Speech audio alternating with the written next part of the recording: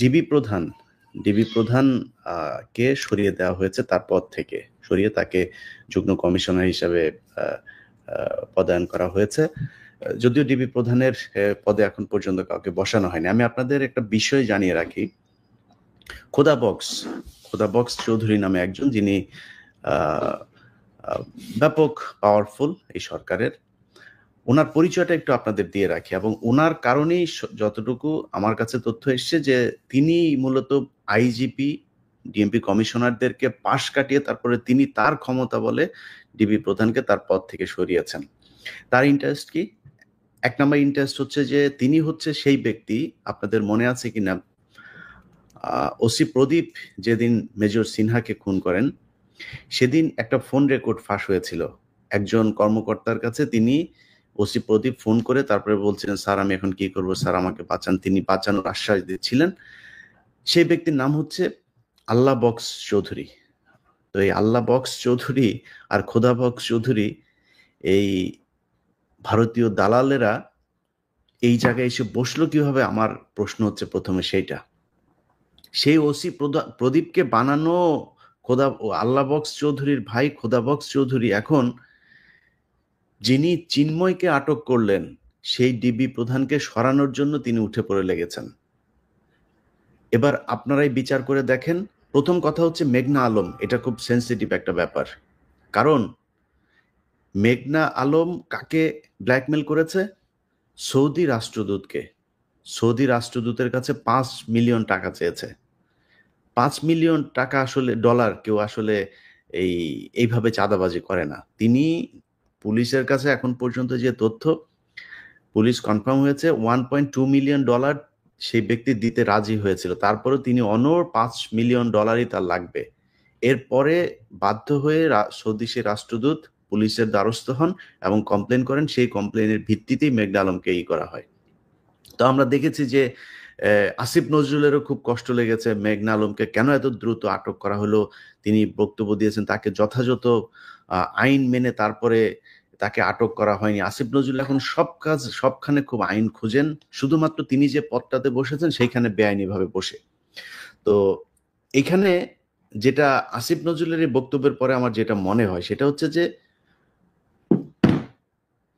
Saudi রাষ্ট্রদূত বাংলাদেশে যদি কোনো বিপদে পড়ে, সৌদির সাথে বাংলাদেশের যদি কোনো সমস্যা হয়, সম্পর্কের যদি কোনো ধরনের খারাপ কোনো পর্যায়ে পৌঁছে, সেটাতে লাভবান হবে কারা?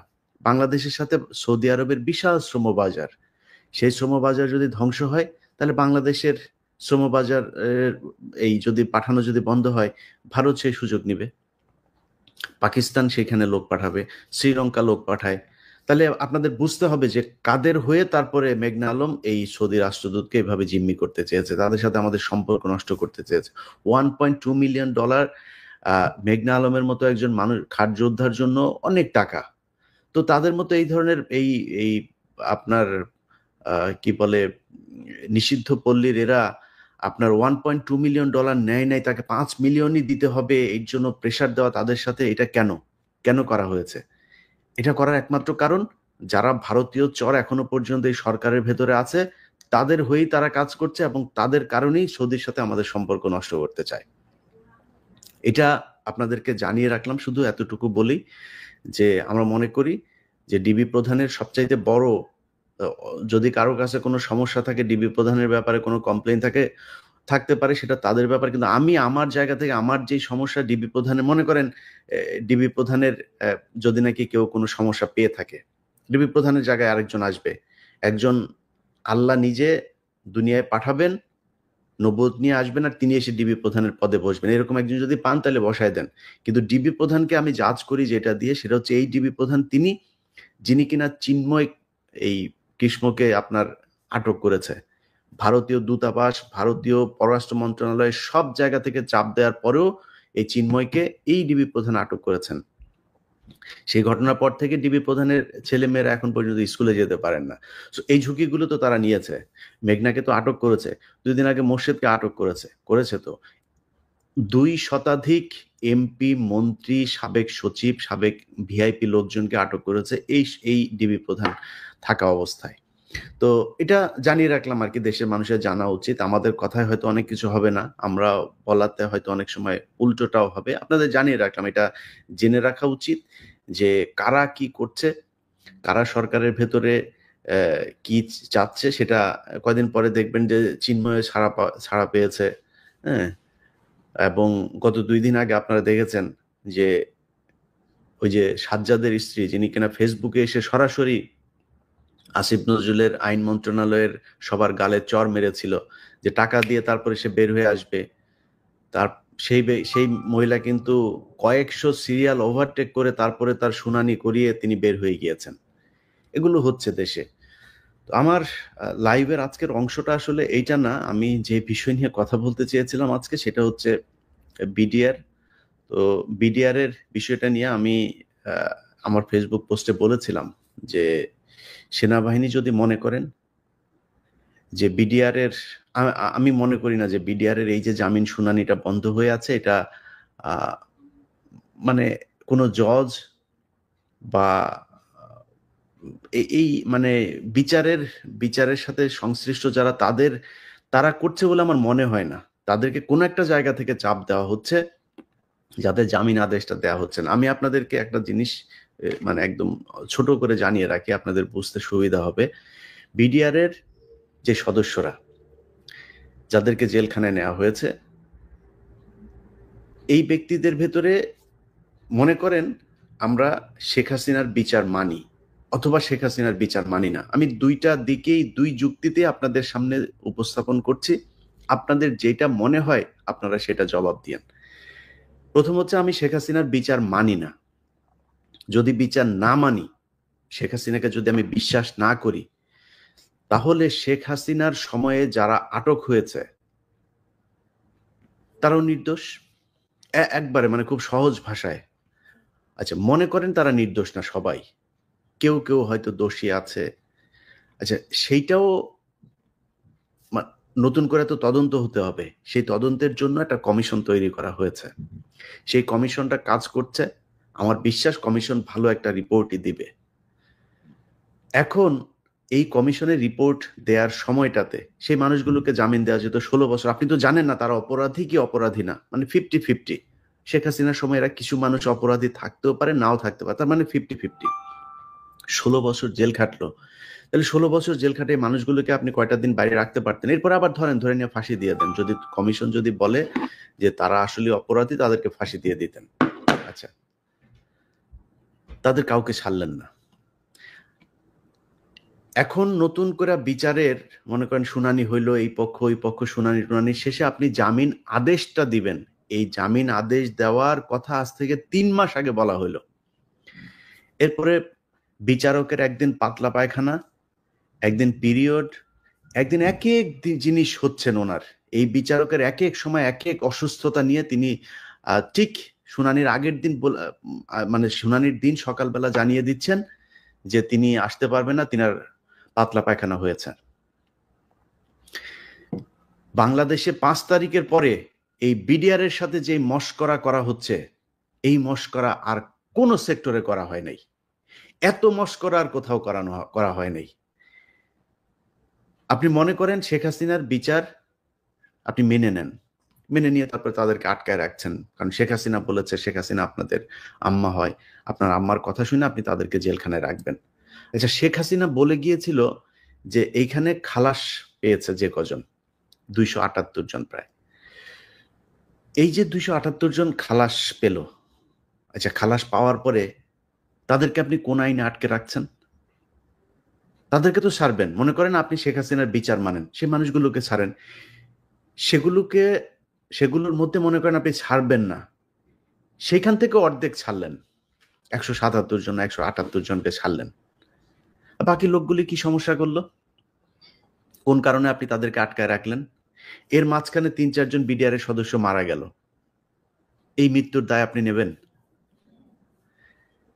আমি ফেসবুকে ঐদিন যখন কিনা ১০ তারিখে দেখলাম যে তাদের এই জামিন আদেশটা হবে না, এত খারাপ লাগলো বিশ্বাস করেন। মানে মাঝে মধ্যে মাথা এত গরম হয়ে যায় যে যা মনে চায় তাই বলে ফেলি। তো সেনাবাহিনী বুঝেন না, কেয়ার করার ব্যাপার আছে তো, এরা তো বিশাল পাওয়ারফুল।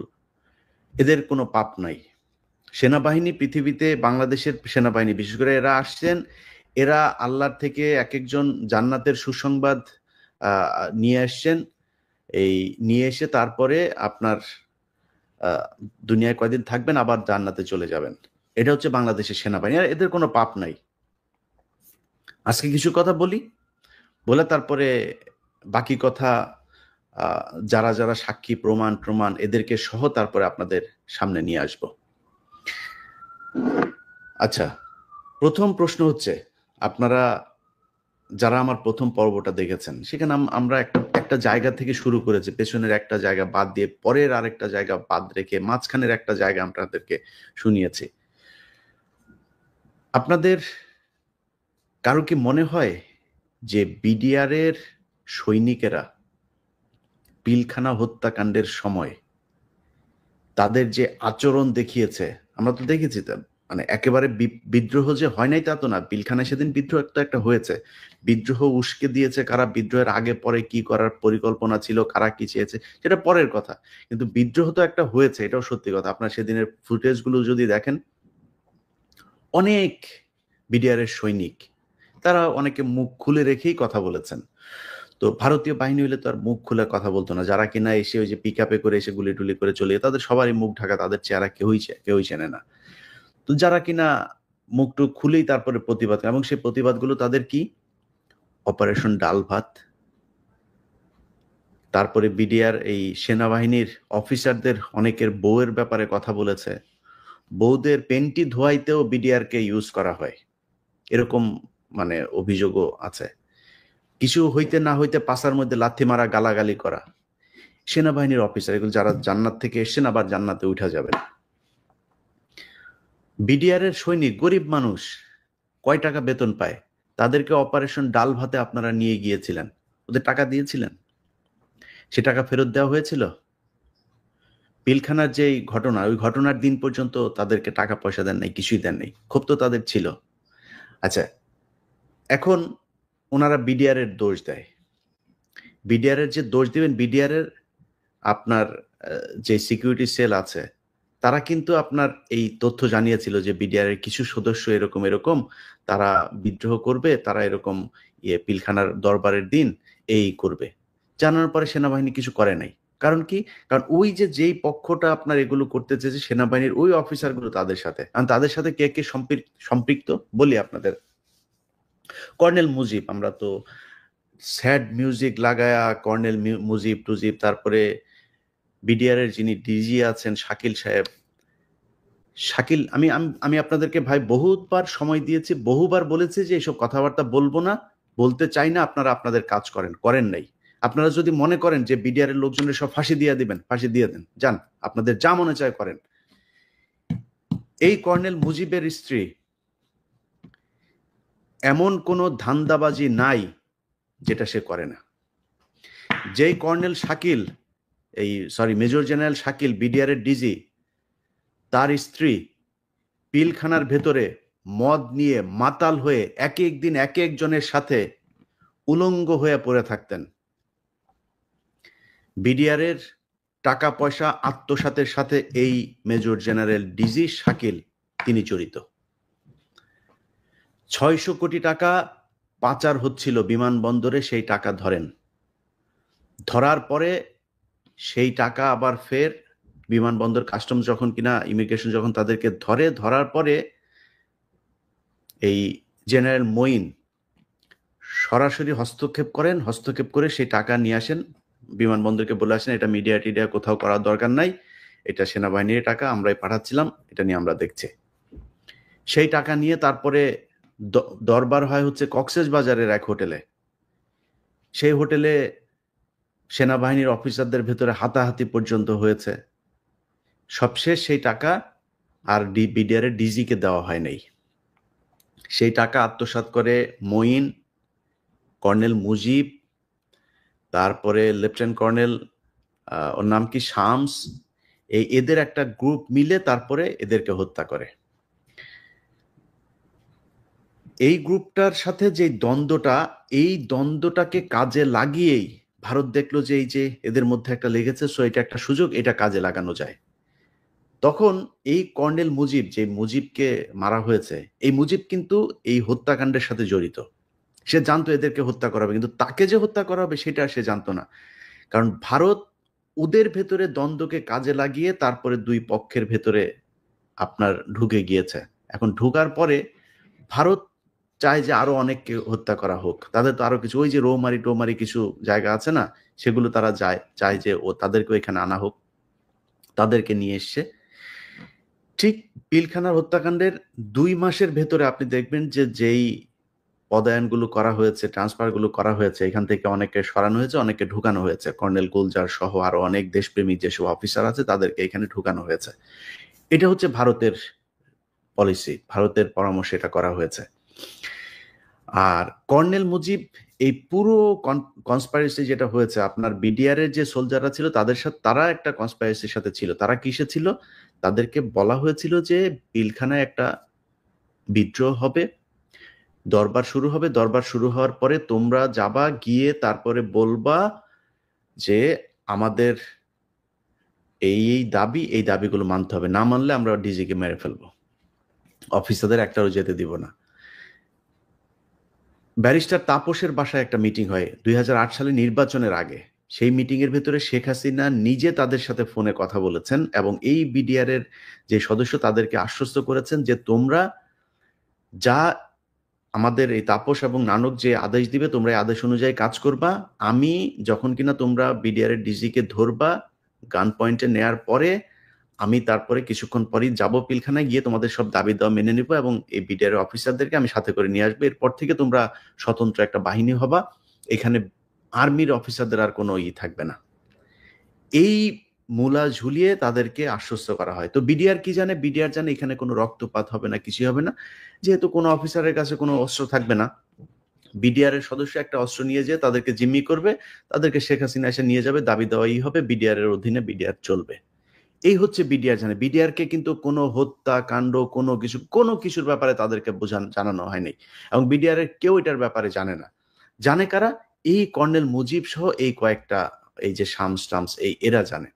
এখন এদের এদের উদ্দেশ্য কি? এদের উদ্দেশ্য হচ্ছে ওই যে আপনার এই যে ৬০০ কোটি টাকা অপারেশন ডাল ভাতের মেরে দেওয়া যে টাকা, সেই টাকা নিয়ে দ্বন্দ্ব, যাতে বিডিআর এর ডিজি সহ এরা যাতে এটা দাবি করতে না পারে, এটা নিয়ে যাতে আর কোনো ঝামেলা না করে, পুরো টাকাটা তারা আত্মসাৎ করার জন্য একে মারতে হবে। এখন এটা হচ্ছে এদের টার্গেট। আর ইন্ডিয়ার টার্গেট হচ্ছে যেসব অফিসাররা আসলেই দেশপ্রেমিক, যারা কিনা রৌমারি সহ পাদুয়া বিভিন্ন জায়গায় ভারতীয়দের বিরুদ্ধে যুদ্ধ করে জয়লাভ করেছে, ভারতের ইন্টারেস্ট যারা বাংলাদেশে বাস্তবায়ন হইতে দেয় না, এই ধরনের অফিসারদেরকে আপনার হত্যা করা হচ্ছে ভারতের প্রক্রিয়া এবং এটার মাধ্যমে সেনাবাহিনীকে ধ্বংস করা হবে, যার মাধ্যমে এই গত ১৫ বছর বাংলাদেশ শাসন করেছে ভারত।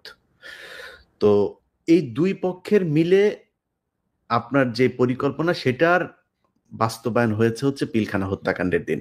এখন মুজিবকে কেন মারা হইলো? মুজিবকে মারার কারণ হচ্ছে মুজিব তো জানে এই যে এই ঘটনাগুলো ভারত এবং এই যে পক্ষের সাথে তো যোগসাজশ করিয়ে দিয়েছেন তিনি। যে কারণে মুজিব যদি বেঁচে থাকে তাহলে তো এটা বের হয়ে যাইতে পারে, এটা নিয়ে যদি এই যেমন আজকের যে ঘটনা, আজকে যদি মুজিব বেঁচে থাকতো, মুজিব আটক হতো। মুজিব যদি আটক হইতো তখন মুজিব তো সব বলে দিত যে ভারত এইভাবে আমাদেরকে ইনস্ট্রাকশন দিয়েছিল, আমরা এই করেছি। যেই কারণেই মুজিবকে মেরেছেন। এবং মুজিবকে কারা মারলেন? ওই যে আপনাকে যেটা বললাম শুরুতেই, যে পিকআপে করে যারা মুখোশ পরে এসেছিল, এরা হচ্ছে মূল কিলার গ্রুপ। এই গ্রুপটাকে দিয়ে মারা হয়েছে, তাদেরকে কিছুক্ষণ পরেই আবার ভারতে পাঠিয়ে দেওয়া হয়েছে। এটা প্রফেশনাল এই গ্রুপটা। যাদের গুলিতে অনেক বিডিআর এর সদস্য আহত হয়েছেন, মারা গিয়েছেন। বিডিআর এর কিন্তু সেদিন ৯ জন মারা গিয়েছেন। এটা কেউ বলে না। ৯ জন বিডিআর এর মারা, তারা কেন মারা গেলেন? তারা তাদেরকে বাঁচাতে গিয়েছিলেন এবং ওই যে ওই গ্রুপটা যারা কিনা মারতে এসেছিল, তারা তো সবাইকে চেনেও না। যারা গুলি করেছে, যারা ছিল সবাইকে মেরে ফেলেছেন। আচ্ছা, তার মানে হচ্ছে বিডিআর এর ভেতরে একটা ক্ষোভ ছিল, যেই ক্ষোভের কারণেই তারা চেয়েছিল আর্মি অফিসার যেন এখানে না থাকে। তাদের সেই ক্ষোভ কি শোনা হয়েছে এখন পর্যন্ত? তারা যে অভিযোগগুলো করেছে সে অভিযোগগুলো কি সব মিথ্যা কথা? যদি মিথ্যা না হয় সেটার জন্য কিচ্ছু করা হলো না। তাদের পোশাক পাল্টাইলেন, তাদের নাম পাল্টাইলেন, তাদের জেলে নিলেন, ফাঁসি দিচ্ছেন, মেরে ফেলছেন, নির্যাতন করে মারলেন। আমি গ্যারান্টি দিয়ে বললাম, বাংলাদেশের প্রতিটা মানুষকে, আপনার এলাকায়, আপনার বাড়ির আশপাশে, আপনার জেলায় আপনার পরিচিত কোথাও যদি শোনেন বিডিআর এর কোনো সদস্য আছে যিনি জেল খেটেছেন, গিয়ে দেখেন সবার এই পায়ের কোমরের নিচে যদি আপনি যান, সবার পায়ের এই এই এই এই এই হাড়ের ভেতর দিয়ে ড্রিল মেশিন ঢুকানো হয়েছে। যান সবার কাছে যায় দেখেন, আপনাকে দেখাবে। আমার কাছে অনেকগুলো ছবি আছে। এই সোশ্যাল মিডিয়ার যে রেস্ট্রিকশনস এগুলোর কারণে এগুলো দেখানো যাবে না। এরকম অবস্থা, মাংস কাটা কেটে সেটার ভেতর ঢুকে অন্তত 50% বিডিআর এর সদস্য তাদের যৌন শক্তি শেষ করে দেওয়া হয়েছে এই আর্মিরা নির্যাতন করে। তাদের কোনো বিচার হবে না? আপনারা সব সহি হয়ে গেলেন, আপনাদের নিয়ে কিছু বলা যাবে না?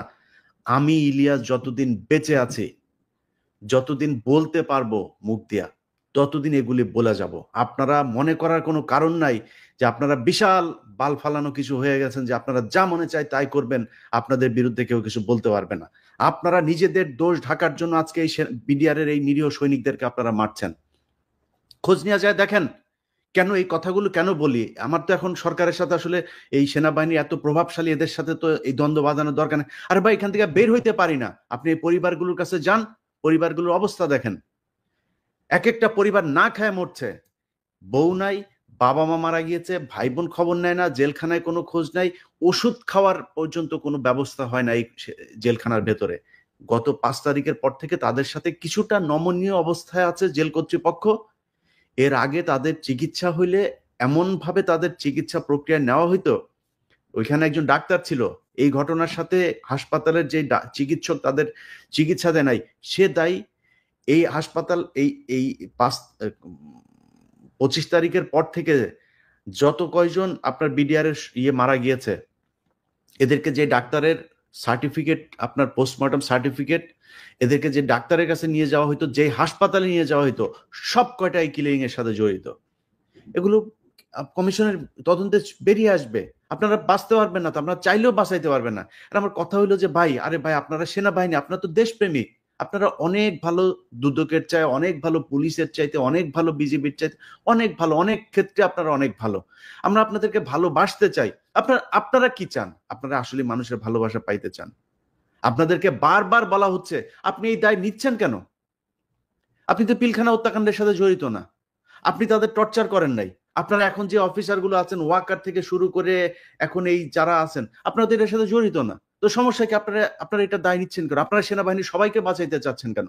আপনারা সেনাবাহিনীর কিলারদেরকে বাঁচাবেন, আপনারা এই যারা সেনাবাহিনীর অফিসারদেরকে যারা গুম করলো, জেলে পাঠাইলো, বিদেশ পাঠাইলো, চাকরিচ্যুতি করলো, তাদেরকে বাঁচাইতে চান কেন? আপনাদের এখন যারা আছেন, তারপরে আপনাদেরকে নিয়েও কিছু বলা যাবে না। সেই দিন বাংলাদেশে নাই তো। আপনারা সেনাবাহিনী নিয়ে কিছু বললে আপনি উঠায় নিয়ে যাবেন, সেই দিন নাই ভাই। এখন বহু মাধ্যম আছে যে মাধ্যমে মানুষ এগুলো বলে ফেলবে। সো এখান থেকে বাঁচতে পারবেন না। আপনাদেরকে আমি বৃহস্পতিবার যখন এটা হলো, আমি বললাম যে রোববারের ভেতরে তাদের কি করবেন। আপনি জামিনাদেশ দিচ্ছেন না। আরে ভাই, একজন আইনজীবীর কাছে জিজ্ঞেস করেন, ন্যূনতম আইন সম্পর্কে মানে এরকম একটা মানুষের কাছে জিজ্ঞেস করেন, একটা মানুষের জামিন আদেশ দেওয়ার জন্য 3-4 মাস তাদেরকে ঘুরানো যায় কি না? একজন আইন সম্পর্কে মিনিমাম ন্যূনতম জ্ঞান যারা আছে, আপনি জিজ্ঞেস করেন একজনের কাছে, এটা করা যায় কিনা। আপনি তাদেরকে আটকায় রাখতেছেন কিসের জন্য? কাদেরকে বাঁচাইতে চান? 7 মাস 8 মাস হয়েছে বিডিআর এর জন্য এই দেশ স্বাধীন হয় নাই। আপনার কি বিশ্বাস হয় না? আল্লাহর কসম করে বললাম, আল্লাহর কসম করে যতটুকু এদের ব্যাপারে জেনেছি, এই এই মুহূর্তে জেলখানায় যে মানুষগুলো আছে, যদি কম হয়, যদি একদম কমও হয়, 80% মানুষ নির্দোষ, একদম নিষ্পাপ, কিচ্ছু জানে না। এবং কত শুধু নিষ্পাপ যে তা না, এরা প্রচন্ড কি বলবো, যে মানে অন্যায়ের সাথে মানে কোনো ধরনের আপোষ তারা করে না। কেন জানেন? বিডিআর এর ভেতরে অনেক সাক্ষী আছে। এই বিডিআর এর 2টা গ্রুপ আছে কিন্তু। একটা কল্যাণ পরিষদ, আরেকটা আবার আছে যেটাকে ওরা বলে সাক্ষী গ্রুপ। এই সাক্ষী গ্রুপ হচ্ছে বিডিআর এর যারা সাক্ষী দিয়েছে। সাক্ষী কারা দিয়েছে জানেন? সাক্ষী দিয়েছে, হ্যাঁ আমি দেখেছি, হচ্ছে গিয়ে বিডিআর এর 3 নাম্বার গেটের ওইখানে একজন দাঁড়িয়ে ছিল, উনি 5 নাম্বার গেটের ওইখানে দাঁড়িয়ে থেকে তারপরে দেখেছেন উনি ওইখানে বসে একজনকে গুলি করছেন। তো 3 নাম্বার থেকে 5 নাম্বার গেটের দূরত্ব কতটুকু, এটা যায় খোঁজ নেন। হোটেল আম্বালার সামনে থেকে তিনি দেখেছেন দরবার হলের ভেতরে তিনি করেছেন, আরেকজনকে মারছেন, এক নারীকে ধর্ষণ করছেন। এই হচ্ছে সাক্ষী। এই সাক্ষীর ভিত্তিতে বিডিআর এর বিচার হয়েছে। এখন এই যে বললাম যে এরা শুধু নিষ্পাপ না, এরা প্রচন্ড দেশপ্রেমিকও, অন্যায়ের সাথে আপোষ না করা মানুষ। কারণ হচ্ছে এই মানুষগুলোকে আপনার করা হয়েছে কি, এই মানুষগুলোকে বলা হয়েছিল আপনারা সাক্ষী দেন, আপনারা সাক্ষী দিলে আমি আমার আমার প্রথম পর্বে আপনারা দেখেছেন তো যে জিজ্ঞাসাবাদের ওইখানে কি কি জিজ্ঞেস করা হয়েছে, কি বলা হচ্ছে। যাদেরকে বলা হয়েছে যে আপনারা সাক্ষী দেন, সাক্ষী দিলে কিছু বলেন, যে সাক্ষী দিতে রাজি হয়নি সে বলে আমি দেখি নাই, আমি দূর থেকে, আরে ভাই ছুটিতে ছিল, পিলখানায় ছিলই না, ছুটিতে ছিল, সে এখন ফাঁসির আসামি, জানেন আপনি? খোঁজ নেন, যান, যাবজ্জীবনের আসামি, খোঁজ নেন। ছুটিতে থাকা মানুষ, ছুটিতে ছিল, চাকরি চলে গিয়েছে, 5 বছর 6 বছর জেল খেটে তারপরে বসিয়ে রেখেছে, নির্দোষ, চাকরি ফেরত পায় নাই। এটা কোন আইন? এর কোনো আইন হইলো নাকি? তো আপনার যদি মনে হয় এইসব দেখে আমাদের গায়ে আগুন জ্বলবে না, তাহলে তো আর গত 15 বছর আমরা চুপ করে থাকতাম। আমার সমস্যা ছিল কি? আমি আমি 2014 সালের 5 জানুয়ারি নির্বাচনে যদি শেখ হাসিনার সাথে এই এই গ্যাঞ্জামে না যাইতাম, যদি এই নির্বাচনের দিন অন্য, আমার তো ডিজিএফআই নিয়ে গিয়ে তার বলেছে যে প্রথম যখন ফোন করেছে সকাল 9টায় লাইভ করি, 11টায় ফোন করেছে আবার, এই এই যে কমান্ডার তখনকার ক্যাপ্টেন হচ্ছে সোহেল, বলতেছে যে আপনি এইসব দেখাচ্ছেন কেন, ভোট কেন্দ্র খালি, কুকুরের ছবি, এই সে এগুলি দেখাচ্ছেন কেন, আপনি মানুষজন ভোট দিতে যাচ্ছে তাদেরকে দৌড়ায় দৌড়ায় ধরছেন, এরকম করছেন কেন? আমি বললাম যে এগুলি তো হচ্ছে ভাই, তাহলে কি করব?